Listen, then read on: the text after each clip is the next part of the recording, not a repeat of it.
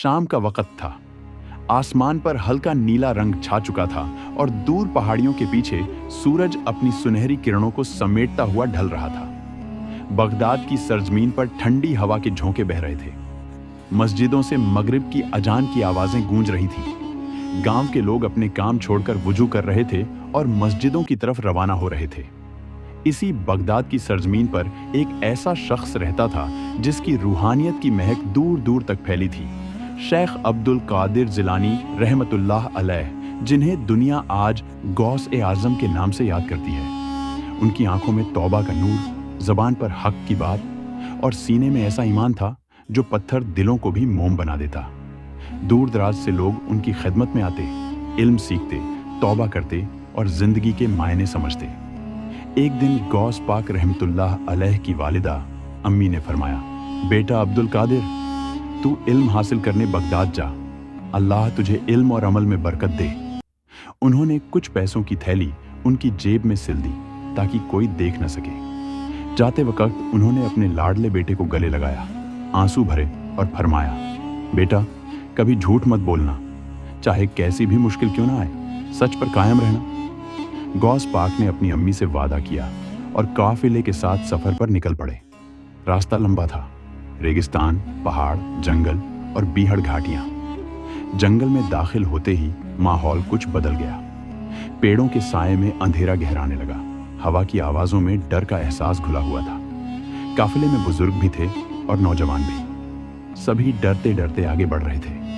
अचानक झाड़ियों में सरसराहट हुई और कुछ ही पलों में सामने से 40 डाकुओं का गिरोह निकल आया। चेहरों पर डरावने नकाब, हाथों में तलवारें और आंखों में खूंखार चमक। उनका सरदार एक ऊंचे घोड़े पर बैठा हुआ था, लंबा चौड़ा, सख्त चेहरे वाला, आंखों में शैतानी चमक। डाकुओं ने काफिले को घेर लिया। चीख पुकार मच गई, अपना मालो दौलत दे दो वरना जान से मार देंगे। लोगों ने डर के मारे अपनी थैलियां, गहने, जो कुछ भी था दे दिया। डाकू सरदार की निगाह एक छोटे से लड़के पर पड़ी। वो था गौस पाक रह, जिनकी आंखों में न कोई डर था न बेचैनी। सरदार ने घोड़े से उतरकर उनसे पूछा, तेरे पास क्या है बच्चा, कुछ छुपा रखा है? गौस पाक ने बिल्कुल सुकून भरी आवाज में कहा, हाँ, मेरी अम्मी ने मुझे कुछ पैसे दिए हैं जो मेरी जेब में सिल दिए हैं। सुनते ही सब हैरान रह गए। एक डाकू ने झपट कर उनकी जेब काटी। सचमुच वहां पैसे थे। डाकू सरदार हैरान रह गया। उसने गुस्से से पूछा, तू पागल है? तुझे पता नहीं हम डाकू हैं? तुझे झूठ बोलना चाहिए था ताकि बच जाए। गौस पाक रहमतुल्लाह अलैह ने बड़ी सादगी से जवाब दिया, मेरी अम्मी ने मुझसे वादा लिया था कि कभी झूठ नहीं बोलूंगा और मैं उस वादे को तोड़ नहीं सकता। ये सुनकर डाकुओं का सरदार जैसे ठहर सा गया। उसकी आंखों में हल्की नमी आ गई। उसने कांपती आवाज में कहा, एक छोटा सा बच्चा अंधेरे जंगल में, मौत के मुंह में, फिर भी झूठ नहीं बोलता, और मैं सारी जिंदगी झूठ, गुनाह, लूट और खून में डूबा रहा। उसके हाथ से तलवार गिर गई। वो जमीन पर बैठ गया। आंखों से आंसू बहने लगे। डाकू सरदार ने आसमान की तरफ देखा और फूट फूट कर रो पड़ा, ऐ अल्लाह, अगर तू ऐसे सच्चे बच्चे को अपनी हिफाजत में रख सकता है तो क्या तू मुझ गुनाहगार को माफ नहीं कर सकता? गौस पाक रहा ने कहा, अल्लाह की रहमत बहुत बड़ी है, अगर तौबा सच्ची हो तो हर गुनाह माफ हो सकता है।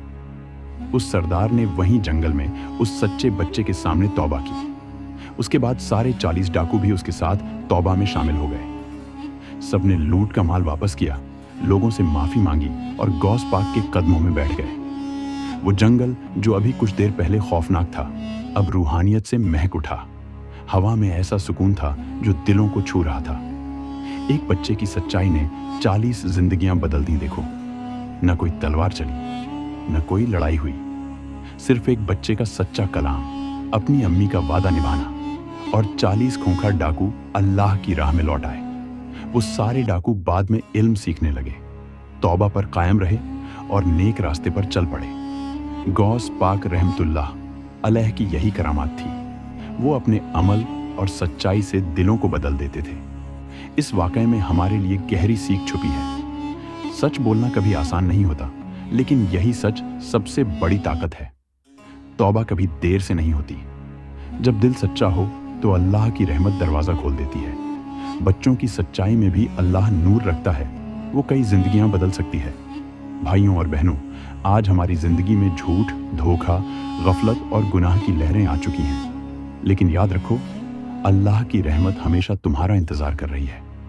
अगर गौस पाक जैसे एक बच्चे की सच्चाई 40 डाकुओं की जिंदगी बदल सकती है, तो तुम्हारा एक सच्चा कदम तुम्हारी और तुम्हारे घर वालों की पूरी जिंदगी बदल सकता है। आज ही नियत करो, या अल्लाह, हम भी झूठ से, गुनाह से तौबा करते हैं, हमें सच्चा बना, हमें तेरी राह पर कायम रख।